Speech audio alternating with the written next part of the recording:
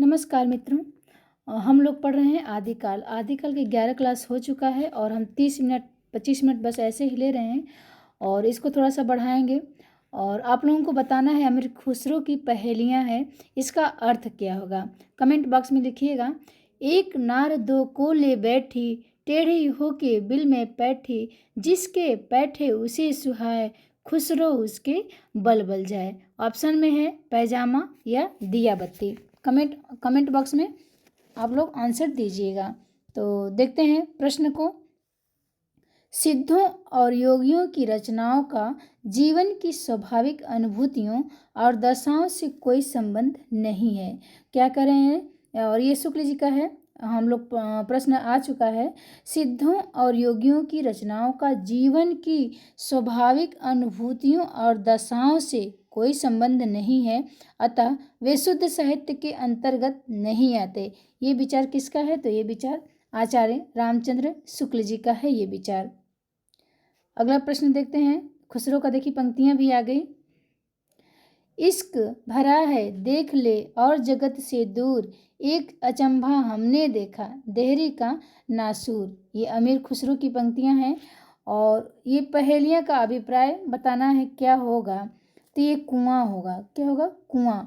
इश्क भरा है देख ले और जगत से दूर, और एक अचंभा हमने देखा देहरी का नासूर। इसका अर्थ कुआं हो जाएगा। अगली पंक्तियां देखते हैं। सखी पिया को जो मैं न देखूं, तो कैसे काटूं अंधेरी रतियां। इसका हमने गा के बहुत अच्छे से उसमें बनाया है वीडियो।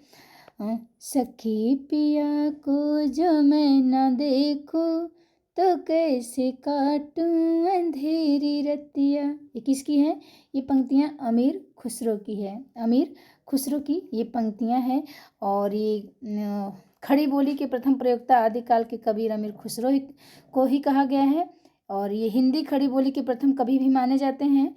खालिक बारी, दीवाने हिंदवी, हालात कन्हैया, मुकरियाँ, दो सूखने, गज़ल इन्होंने लिखा है। और ये सितार और तबला के आविष्कारक माने जाते हैं। तबला और सितार का आविष्कार अमीर खुसरो ने ही किया है।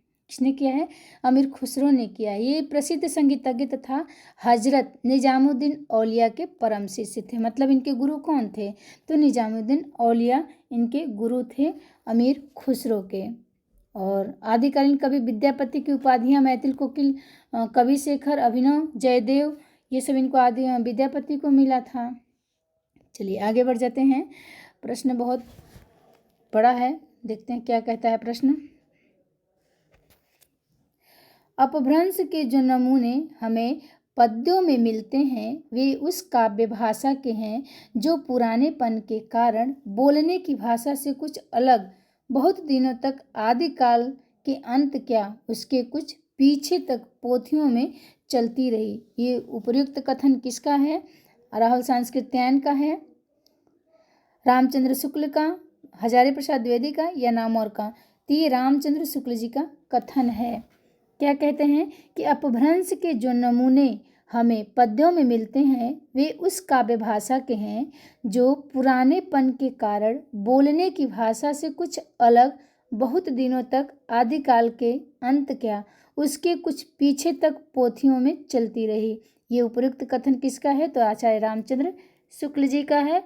और ये इनके ग्रंथ का नाम क्या है? तो हिंदी साहित्य का इतिहास। कब लिखा है? 1929 ईस्वी में लिखा है इन्होंने हिंदी साहित्य का इतिहास। हिंदी शब्द सागर की भूमिका के रूप में प्रकाशित हुआ था इनका जो हिंदी साहित्य का इतिहास था। और इनका इतिहास किस पद्धति पर लिखा गया है ये भी पूछा जाता है। रामचंद्र शुक्ल का तो विधेयवादी पद्धति पे लिखा गया है शुक्ल जी का इतिहास। और अपभ्रंश को आचार्य रामचंद्र शुक्ल जी ने क्या कहा था? तो प्राकृताभास हिंदी कहा था। और शुक्ल जी ने हिंदी साहित्य के कितने वर्षों के, प्रश्न बनता है कि बना हुआ है कि शुक्ल जी ने हिंदी साहित्य के कितने वर्षों के इतिहास को लिखा है? तो 900 वर्षों के इतिहास को लिखा है। और कितने भागों में? तो 4 भागों में लिखा है। 4 भागों में इनका है वीर गाथा काल नाम रखे हैं, भक्ति काल, रीति काल, गद्य काल। ये 4 भागों में इन्होंने हिंदी साहित्य के इतिहास को लिखा है। 900 वर्षों के इतिहास को लिखा है। अब आगे बढ़ जाते हैं। निम्नलिखित में से प्रश्न है कि निम्नलिखित रचनाओं को उनके रचनाकारों के साथ सुमेलित करना है। तो प्राकृत प्रकाश किसका है? प्राकृत प्रकाश बररुचि का है। प्राकृत प्रकाश श्रावकाचार किसका है? तो श्रावकाचार देवसेन का हो जाएगा। प्रबंध चिंतामणि किसका है? तो प्रबंध चिंतामणि किसका है? तो जैनाचार्य है मेरुतुंग का है प्रबंध चिंतामणि। कुमारपाल चरित है। कुमारपाल चरित, तो कुमारपाल चरित जो है ये हेमचंद्र का है। लेकिन कुमारपाल प्रतिबोध, यहाँ प्रतिबोध दिया है तो प्रतिबोध हो जाएगा सोमप्रभु का। इनका सोमप्रभ सूरी का हो जाएगा।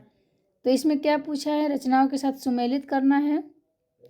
और कुमारपाल रास, ये तो देवप्रभ सूरी का है। देवप्रभ सूरी का है कुमारपाल रास। कुमारपाल से कई है तो कुमारपाल प्रतिबोध है ना, तो ये सोमप्रभ सूरी का हो जाएगा। और एक कुमारपाल चरित है। जब यहाँ कुमारपाल, यहाँ चरित जब आएगा, चरित कुमारपाल चरित, तब ये चरित जब लगेगा तो हेमचंद्र का हो जाएगा। कुमारपाल चरित जब लगेगा तो हेमचंद्र का हो जाएगा। और कुमारपाल प्रतिबोध है तो सोम का है, बोध हो जाएगा ना, सोम।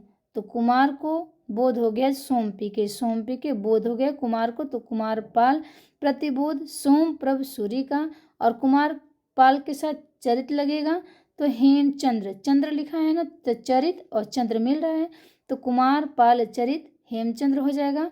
एक है कुमारपाल रास, कुमारपाल रास। अब रास जब लग जाएगा तो ये हो जाएगा देवप्रभ सूरी का हो जाएगा, देवप्रभ सूरी का हो जाएगा। चलिए आगे बढ़ते हैं। निम्न में से कौन सा रासो काव्य नरपति नाल द्वारा रचित है? तो ये कई बार आ चुका है और ये मध्य प्रदेश उच्च माध्यमिक शिक्षक भर्ती 2018 में आया है। तो कुमारपाल, ये जो विशल देव रासो काव्य किसका है? तो नरपति नाल का है।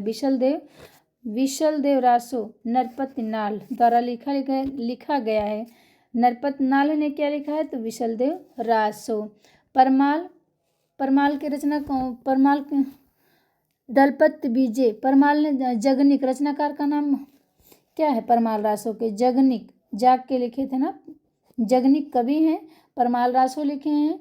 और खुमान रासो, इनके रचनाकार कौन है? तो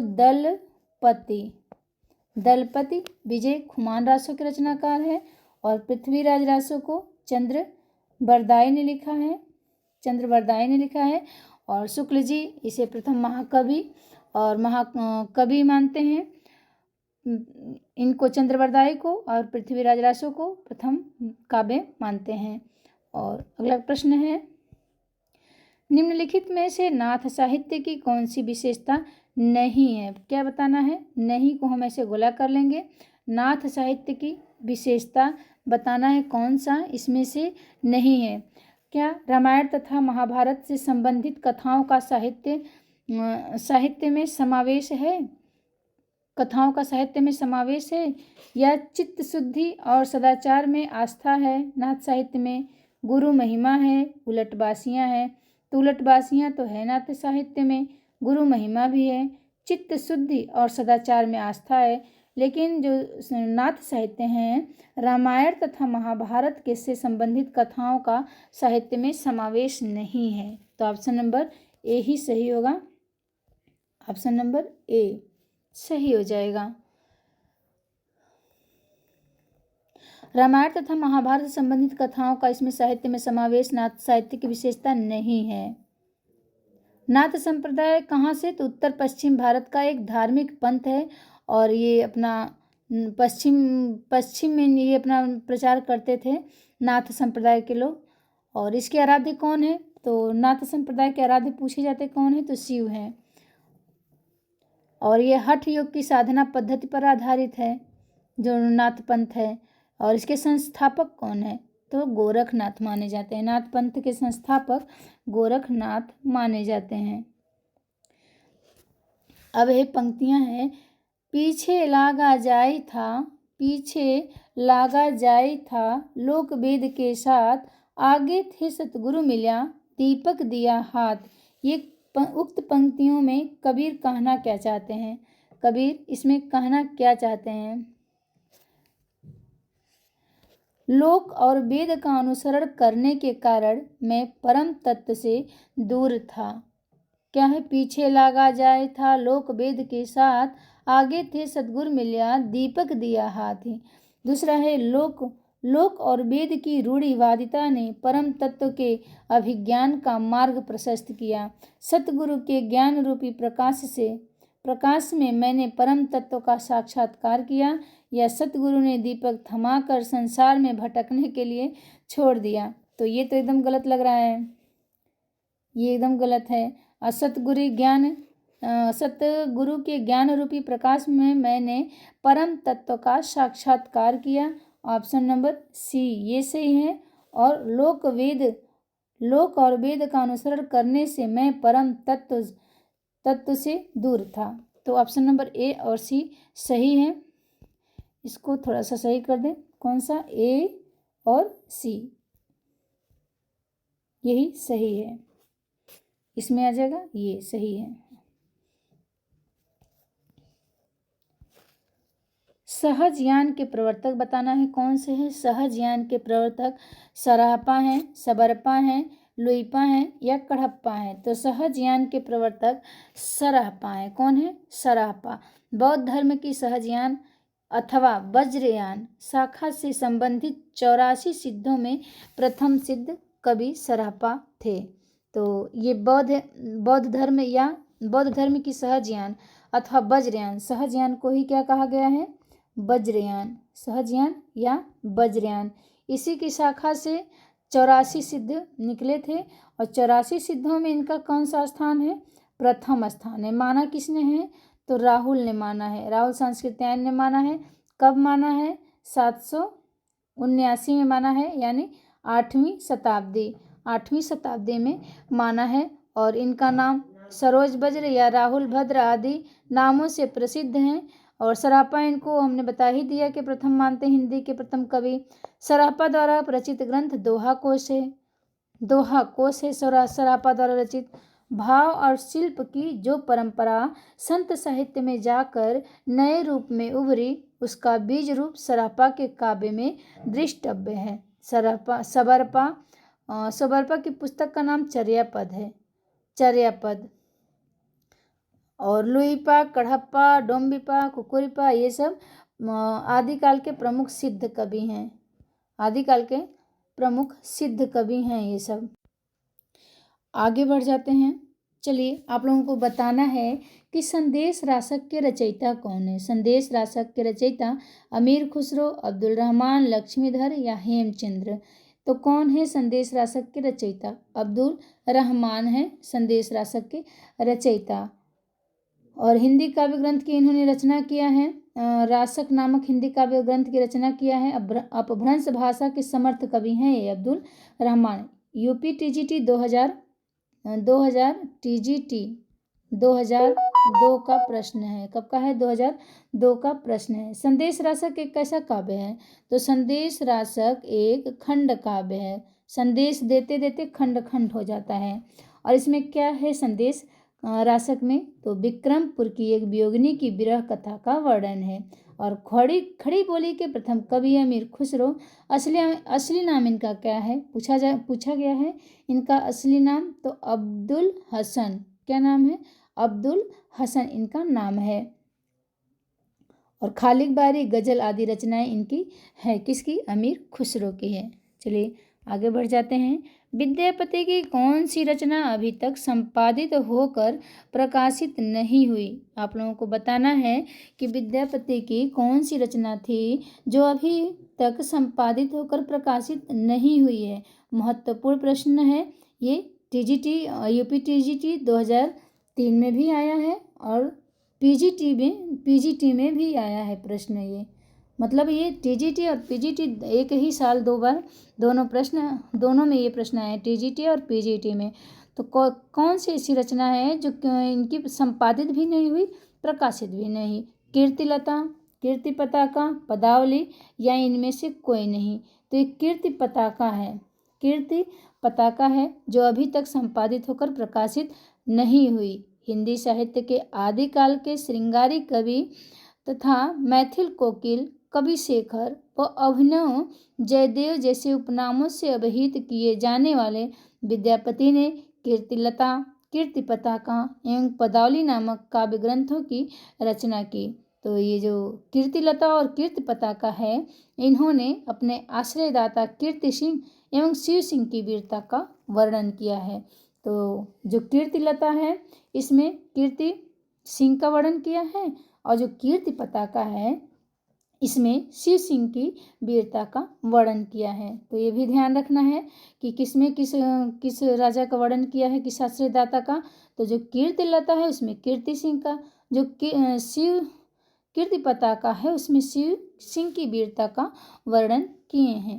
अगला प्रश्न देखते हैं हम लोग। आत्मबोध किसकी रचना है? आत्मबोध बताना है आप लोगों को कि किसकी रचना है। जलंधरनाथ, गोरखनाथ, मछेंद्रनाथ या इनमें से कोई नहीं। तो आत्मबोध जो है ये किसकी है? ये गोरखनाथ की है। आत्मबोध किसकी है? गोरखनाथ की है। ऑप्शन नंबर बी सही होगा। आत्मबोध नामक ग्रंथ की रचना नाथ संप्रदाय के प्रवर्तक हैं गुरु गोरखनाथ। ये किसके प्रवर्तक हैं? नाथ संप्रदाय के हैं। नाथ संप्रदाय के प्रवर्तक हैं गुरु गोरखनाथ। इनकी एक बार और सी रचनाएं देख लेते हैं। आत्मबोध तो आप लोगों ने बता दिया, और इनकी अन्य रचनाएं हैं गुरु महिमा, इंद्रिय निग्रह, प्राण साधना, वैराग्य, कुंडलिनी जागरण एवं शून्य समाधि। याद रखना है, आत्मबोध है तो इनका शून्य समाधि, गोरखनाथ बाबा शून्य समाधि ले लेते हैं और क्या करते हैं, इनके पास इनकी गुरु की महिमा गाते हैं। इंद्रिय निग्रह है, प्राण साधना है, वैराग्य है, कुंडली जागरण करते हैं, शून्य समाधि लगाते हैं। और पीताम्बर दत्त बर्थवाल ने गोरखनाथ की रचनाओं का संकलन किस नाम से किया था? तो गोरखबानी नाम से पीताम्बर दत्त बर्थवाल ने गोरखनाथ की रचनाओं का संकलन किया था। और पीताम्बर दत्त बर्थवाल ने गोरखनाथ का समय कितना माना है?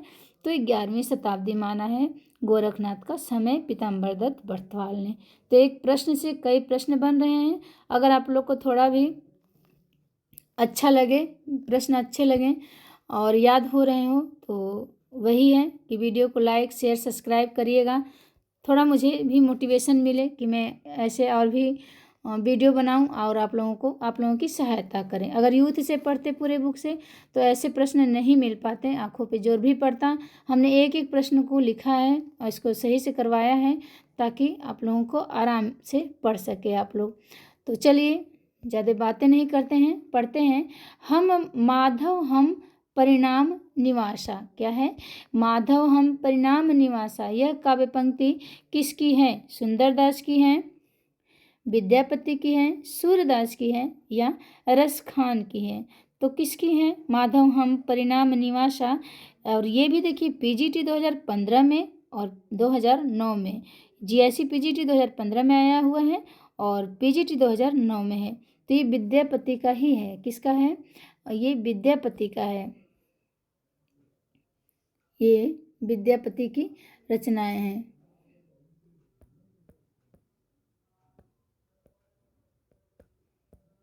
Option number Vidyapati. चलिए विद्यापति ही हैं, जान जाइए आप लोग, ये विद्यापति हैं। विद्यापति के बारे में हम लोग तो बहुत पढ़ चुके हैं और हम लोगों को याद भी हो गया है कि ये कहाँ के थे? तो बिहार प्रांत के दरभंगा जिले के किस गांव के थे? बेपसी नामक गांव के निवासी थे विद्यापति। और इनके गुरु का नाम देखिए क्या है, बताइएगा इनके गुरु का नाम क्या है? तो इनके गुरु का नाम हरि मिश्र था। और अभी हम लोग पीछे पढ़े हैं कीर्तिलता और कीर्ति पताका, यह हट्ट में लिखा है। पदावली जो है मैथिली में लिखा है। पदावली के कारण से इन्हें प्रसिद्धि मिली। बच्चन सिंह ने इन्हें क्या कहा है? तो बच्चन सिंह ने विद्यापति को क्या कहा है? जातीय। क्या कहा? जातीय कवि कह दिया है। किसने? बच्चन ने। तो विद्या ग्रहण करना बच्चों का जातीय धर्म है। ऐसे करके याद कर लेंगे तो एक भी बार भूलेगा नहीं। चलिए आगे बढ़ जाते हैं। बौद्ध गान ओ दोहा का संपादन किसने किया है? तो बौद्ध गान ओ दोहा का संपादन किसने किया है? राहुल सांस्कृत्यायन ने, सूर्यकांत त्रिपाठी निराला, प्रबोध चंद्र बागची या हरप्रसाद शास्त्री? तो बौद्ध गाना दोहा बताना है, ये हरप्रसाद शास्त्री करते हैं। क्या? हरप्रसाद शास्त्री जी बौद्ध गानों दोहा का संपादन करते हैं। और इनका ये किसका है? ये बौद्ध गाना दोहा किसका ग्रंथ है, किसकी है ये? तो ये है सराहपा का है। सराहपा का बौद्ध गाना दोहा, इसका प्रबोध चंद्र बागची करते हैं। और एक इनका दोहा कोश है। किसका? दोहा कोश भी है, इनका दोहा कोश भी है। बौद्ध गाना दोहा इनका दोहा कोश है। इसका संपादन किसने किया था दोहा कोश का? तो प्रबोध चंद्र बागची ने। दोहा कोश को प्रबोध चंद्र बागची ने लिखा था, संपादन किया था। और बौद्ध गानो दोहा का हरप्रसाद शास्त्री ने किया है। और राहुल सांस्कृत्यायन का क्या है? इनका है हिंदी काव्य धारा। हाँ, हिंदी काव्य धारा राहुल सांस्कृत्यायन ने लिखा है। चलिए आगे बढ़ते हैं। सिद्ध कवियों द्वारा प्रयुक्त भाषा को कहा जाता है, तो बताइएगा आप लोग कि सिद्ध कवियों द्वारा प्रयुक्त भाषा को क्या कहा जाता है? डिंगल कहा जाता है, अपभ्रंश या अवहट या संध्या? यूपी टीजीटी 2001 का प्रश्न है, तो ये संध्या कहा जाता है। सिद्ध कवियों द्वारा प्रयुक्त भाषा को संध्या कहा जाता है। बौद्ध धर्म की वज्रयान या सहजयान शाखा का प्रचार करने वाले सिद्ध कवियों ने संध्या भाषा शैली का प्रयोग अपनी रचनाओं में किया था। तो क्या हुआ था कि जो बौद्ध धर्म की वज्रयान या सहजयान शाखा का जो लोग प्रचार करते थे सिद्ध कवि, उन्होंने संध्या भाषा शैली का प्रयोग करते थे अपने रचनाओं में। कौन? बौद्ध धर्म की वज्रयान शाखा या सहजयान शाखा के प्रचार करने वाले कवि, जो सिद्ध कवि थे, वो अपने भाषा में संध्या भाषा शैली का प्रयोग करते थे। संध्या भाषा क्या है? वस्तुतः अंतःसाधनात्मक अनुभूति का संकेत करने वाली भाषा को संध्या भाषा कहते हैं। संध्या भाषा क्या होता है? अंतःसाधनात्मक अनुभूतियों को संकेत करने वाली भाषा को संध्या भाषा है कहते हैं। इसलिए यह अर्थ खुलने पर ही समझ में आती है। इसी भाषा का प्रयोग नाथ योगियों ने भी किया था। अच्छा, संध्या भाषा देखिए सिद्धों ने तो किया ही था, लेकिन नाथ पंथियों ने भी इसी भाषा का प्रयोग किया था। कबीर आदि संतों की इसी भाषा शैली को उलटभाषी कहा गया। जो संध्या भाषा शैली सिद्ध प्रयोग करते थे वही नाथपंथी भी किए, लेकिन जो संत कबीर की भाषा शैली था उन्हें इसी भाषा को वो भी प्रयोग किए, लेकिन उनकी भाषा शैली को उलटभाषियाँ कहा गया। और राहुल सांस्कृत्यायन 84 सिद्ध कवियों में सराहपा को हिंदी का प्रथम कवि मानते हैं। और दोहा कोश तथा दोहा कोश, सराहपाकृत दोहा कोश और सबरपा प्राकृत चर्यापद सिद्ध साहित्य की प्रमुख रचनाएं हैं। आगे बढ़ जाते हैं। प्रश्न नंबर 189 है, देखते हैं। निम्नलिखित में से किस रासो काव्य का मूल वर्ण विषय वीर रस न होकर श्रृंगार रस है? बताना है कौन से रासो काव्य का मूल वर्ण विषय वीर रस न होकर श्रृंगार रस है। मतलब कौन सा रासो काव्य है जिसका वर्ण विषय वीर रस नहीं है, श्रृंगार रस है? तो खुमार रासो, पृथ्वीराज रासो, विशल देव रासो, परमाल रासो। तो ये विशल देव रासो है जिनका वीर रस नहीं है। इसका वर्ण विषय, इसका वर्ण विषय क्या है? तो श्रृंगार है, याद रखना है, श्रृंगार है। परमाल रासो का जो है ये वीर रस का है, लेकिन विशल देव रासो ये श्रृंगार रस इसमें है। और ये भी 2001 का प्रश्न है, टीजीटी का 2001 का प्रश्न है, ये याद रखना है आप लोगों को। और नरपत नालकृत विशल देव रासो, यह मुक्तक गेय काव्य है। कैसा है विशल देव रासो? मुक्तक है। विशल देव रासो कैसा है? तो मुक्तक गेय है। विशल देव रासो मुक्तक गेय काव्य है। विशल देव रासो आदिकालीन रासो काव्य परंपरा की श्रृंगारिक रचना है। और इसमें क्या है, भोज परमार की पुत्री राजमती, याद रखना है कि विशल देव रासों में जो नायिका रहती है राजमती और जो राजा रहते हैं विशल देव तृतीय के विवाह, वियोग एवं पुनर्मिलन की कथा सरस शैली में प्रस्तुत की गई है। आदिकालीन रचना विशल देव रासों की श्रृंगारिक परंपरा विद्यापति और भक्ति काल के प्रेमाख्यानक काव्यों से होते हुए रीतिकाल के श्रृंगार काव्य के रूप में चरम विकास को प्राप्त हुई।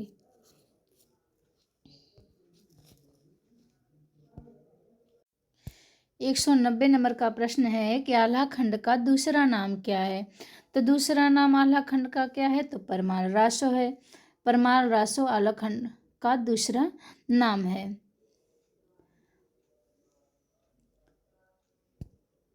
और ये देखिए आल्हा खंड जो है परमाल रासो का दूसरा नाम है। और ये यूपी टीजीटी 2001 में 2003 में पूछा गया है ये प्रश्न। और विशल देव रासो के रचयिता नरपति नाल हैं। खुमार रासो के दलपत विजय हैं। हमीर रासो के रचनाकार सारंगधर हैं। हमीर रासो सारंगधर का है। हमीर रासो किसका है, सारंगधर का है। खुमार रासो दलपत विजय का है, किसका है, दलपति विजय का है। और विशल देव रासो ये नरपति का है, नरपति का है। परमाल रासो किसका है, जगनिक का है। परमाल रासो जगनिक का है। प्रश्न नंबर 191 पे आ जाते हैं हम लोग। परमाल रासो काव्य कृति के कवि का नाम बताना है। तो परमाल दूसरे का माल, पर मतलब दूसरे का माल, परमाल जाग के लेना है तो जगनिक का हो जाएगा। ऑप्शन नंबर बी इसका सही है। दूसरा नाम इसका क्या है परमाल रासो का, तो ये आल्हा खंड, आल्हा उसे कहते हैं ना, तो आल्हा खंड नाम से प्रसिद्ध रासो काव्य है। और परमाल रासो इसके रचयिता जगनिक हैं। इस ग्रंथ में जगनिक ने अपने आश्रयदाता चंदेल शासक परमार्दी देव की दो वीरों आल्हा एवं उदल की वीरता का वर्णन किया है। तो इस रासो ग्रंथ में जगनिक ने क्या किया है, जगनिक के ही आश्रयदाता थे। जगनिक के आश्रयदाता चंदेल शासक परमर्दी देव के दो वीरों आल्हा एवं उदल की वीरता का वर्णन है। नल सिंह भट्ट ने विजयपाल रासो लिखा है। देखिए नल सिंह भट्ट का क्या है, विजयपाल रासो लिखा है। विजयपाल रासो नल सिंह भट्ट ने लिखा है। सारंगधर ने हमीर रासो लिखा है। सारंगधर का क्या है, हमीर रासो। अगला प्रश्न देखते हैं क्या है। अच्युत चरण तरंगिनी शिव सिर मालति माल हरि न बनायो सुरसरी कीजो इंदो भाल। इस दोहे के रचनाकार बताना है। और यूजीसी नेट का ये प्रश्न है। कब का है, तो यूजीसी नेट का प्रश्न है। एक बार फिर से पढ़ते हैं क्या है ये। अच्युत चरण तरंगिनी शिव सिर मालति माल हरि न बनायो सुरसरी कीजो इंदो भाल। इस दोहे के रचनाकार का नाम बताना है। तो इस दोहे के रचनाकार रहीमदास हैं। कौन है, रहीमदास हैं। इस दोहे के रचनाकार रहीमदास हैं। और इनका क्या है, एक रसखान की रचना है। क्या है, ब्रह्मा में ढूंढियो पुरातन गानन बेदरिया सुनी चौगुने चायन। ये रसखान की है पंक्तियां।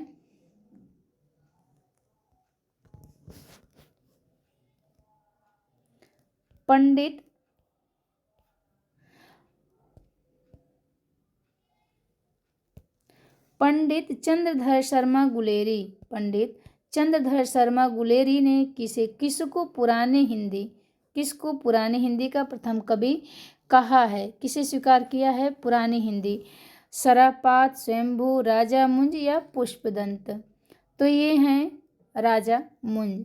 पंडित चंद्रधर शर्मा गुलेरी ने पुरानी हिंदी का प्रथम कवि राजा मुंज को स्वीकार किया है।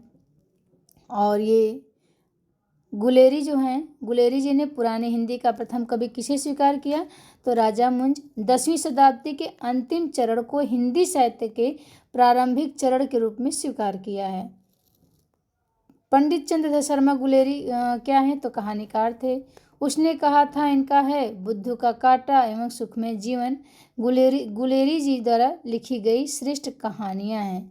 उसने कहा था कहानी 1915 में लिखा है और सरस्वती पत्रिका में प्रकाशित हुई थी। तो पूछा जाता है कि उसने कहा था प्रसिद्ध है, इनकी गुलेरी की 3 कहानियां लिख के ही इन्होंने प्रसिद्धि पा लिया था गुलेरी जी ने। और उसने कहा था 1915 में इन्होंने लिखा है और सरस्वती पत्रिका में प्रकाशित हुई है। तो 193 प्रश्न हो गए हैं। अब हम 1-2 और कर लेते हैं, देखते हैं क्या है। निम्नलिखित रचनाओं के साथ सुमेलित कीजिए। सुमेलित करने वाला आ गया प्रश्न। तो विजयपाल सूरी, तो विजय कहाँ, तो रेवंत पे चढ़ के विजय प्राप्त किया था ना इन्होंने। तो रेवंत गिरिरास, विजय सेन सूरी रेवंत गिरिरास। नरपति नाल का हो जाएगा विशलदेव रासो, नरपति नाल तो विशलदेव रासो। शालिभद्र सूरी भारतेश्वर बाहुबली। और आसगु का है चंदन बाला रास। इसमें 35 छंद हैं चंदन बाला रास में। हालात ए कन्हैया किसकी रचना है? आसान प्रश्न है। और ये हालात ए कन्हैया 2003 का प्रश्न है टीजीटी का। ये अमीर खुसरो की रचना है हालात ए कन्हैया। उत्तर प्रदेश के एटा जिले में पटियाली गांव में 1255 में, कब? ये 1255 में इनका जन्म हुआ था। किसका? अमीर खुसरो का जन्म याद रखना है कब हुआ था। तो 1255 ईस्वी में अमीर खुसरो का जन्म हुआ था। और ये खड़ी बोली हिंदी के पहले कवि माने जाते हैं। खालिक बारी, दो सुख ने खुसरो की पहेलियाँ, मुकरियाँ तथा गजल अमीर खुसरो की प्रमुख रचनाएं हैं। इन्होंने कीर्ति लताएं कीर्ति पताका तो विद्यापति की है। अगला प्रश्न देखते हैं। आदिकाल में किन ग्रंथों की प्रधानता रही? किन ग्रंथों की आदिकाल में प्रधानता रही? वीर ग्रंथ, साखी, रासो, सूफी। तो रासो, किसकी? रासो की प्रधानता रही। पृथ्वीराज रासो, खुमार रासो, विशलदेव रासो, परमाल रासो, ये सब आदि ग्रंथ की रचनाएं हैं। तो आदिकाल में किन ग्रंथों की? तो रासो की ही प्रधानता रही थी आदिकाल में। अगला प्रश्न देखना है, बहुत लंबा प्रश्न हो जाता है। बताना है आप लोगों को कि आचार्य हजारी प्रसाद द्विवेदी के अनुसार 14वीं 15वीं शताब्दी के हिंदुओं, मुसलमानों, सामंतों, शहरों, सेना के सिपाहियों और लड़ाइयों का जीवंत और यथार्थ वर्णन किस कृति में हुआ है? बताना है आप लोगों को। हमीर काव्य, कीर्ति कौमुदी, कीर्ति पताका या कीर्ति लता। ये भी नेट का पेपर है, यूजीसी नेट का 2017 का। एक बार प्रश्न को पढ़ते हैं कि ये आचार्य हजारी प्रसाद द्विवेदी के अनुसार 14वीं 15वीं शताब्दी के हिंदुओं, मुसलमानों, सामंतों, शहरों, सेना के सिपाहियों और लड़ाइयों का जीवंत और यथार्थ वर्णन किस कृति में हुआ है? तो कीर्तिलता में ही हुआ है। कहाँ हुआ है? ये कीर्तिलता में हुआ है। कीर्ति सिंह के दरबारी कवि जो थे, ये आश्रयदाता थे, उन्हीं पे इन्होंने लिखा है कीर्तिलता।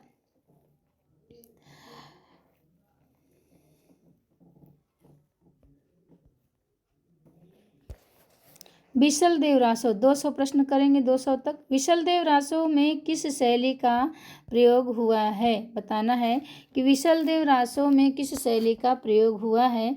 श्रृंगारिक, आख्यान, गेय या प्रबंध। तो विशलदेव रासो में गेय शैली का प्रयोग हुआ है। और विशलदेव रासो की रचना कब हुई है? तो 1212 में। विशलदेव रासो की रचना 1212 में हुई है ना, 12 हुई है, ऐसे याद करेंगे, बारंबार हुई है। तो 1212 में नरपत नाल ने की थी।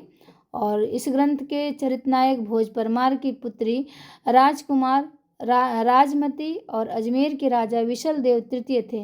अन्य रासो काव्य की भांति विशलदेव रासो वीर काव्य न होकर विरह काव्य है, जिसका मूल रूप क्या है? गेय है। ये विरह काव्य है विशलदेव रासो और गेय इसका मुख्य काव्य है।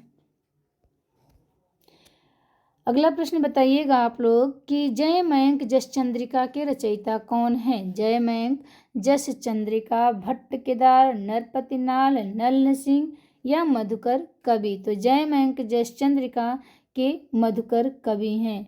जयमंक जस चंद्रिका के रचयिता कौन है? मधुकर कवि हैं। और 2005 टीजीटी का प्रश्न है ये, 2005 टीजीटी का प्रश्न है। जयचंद प्रकाश भट्ट केदार का है।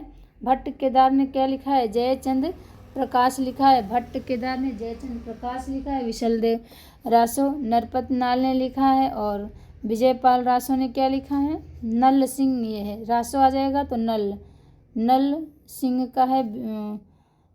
विजयपाल रासो है, कवि का ही नाम लिख रहे हैं। तो विजय पाल रासो नल सिंह का है, विशलदेव रासो नरपति का है, और जयचंद्र प्रकाश भट्ट केदार का है।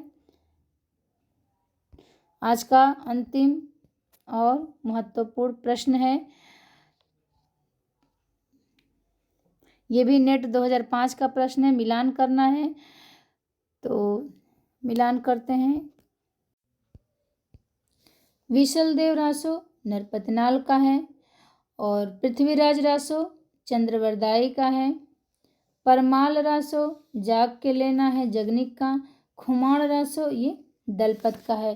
तो हम लोग 200 प्रश्न आदिकाल के कर चुके हैं, और ये रिपीट हो रहा है तो हमारा ही फायदा है, हमें याद हो रहा है हम लोगों को, और आप लोगों को भी बहुत याद होता होगा। देखिएगा इसको, यूथ जो नहीं पढ़ पा रहे हैं एक बार इसको देखेंगे, बहुत ही फायदा होगा। और आप लोग लाइक शेयर सब्सक्राइब जरूर करिएगा। धन्यवाद मित्रों, मिलते हैं अगली क्लास में। जय माता दी।